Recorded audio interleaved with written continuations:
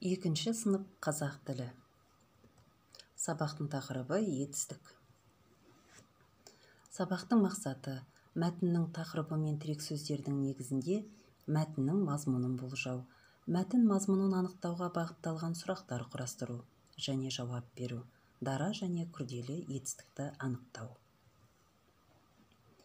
Етістік заттардың қимылын, іс-әрекетін білдіретін сөздерді етістік дейміз.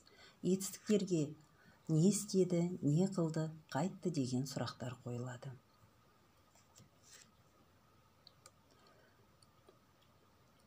Етістіктер құрамына қарай дара етістік және күрделі етістік болып екіге бөлінеді. Құрамына қарай тек бір ғана етістіктен тұрса, ол дара етістік деп аталады. Ал күрделі етістіктер құрамы кем дегенде екі сөзден тұрады.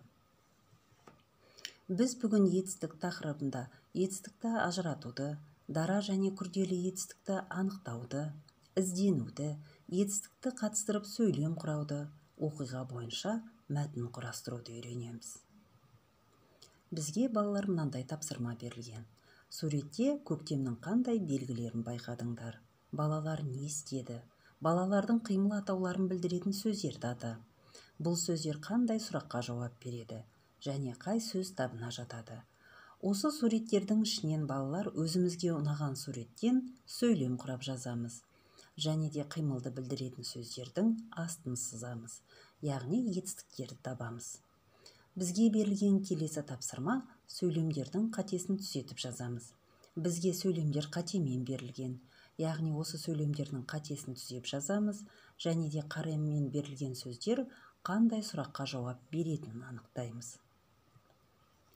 Бүгінгі сабақты Вен диаграммасы арқылы қорытындылаймыз. Осы Вен диаграммасы арқылы зат есім және етістіктің айырмашылығын және де ұқсастығын табатын боламыз. Бүгінгі сабағымыздың кері байланысы жетістік баспалдағы әдісі арқылы жүреді. Оқушы өзінің түсінбегенін, аздап түсінгенін, түсінгенін және қолдана алатынын анықтайды. Үй тапсырмасы бізге мынандай тірек сөздер берілген.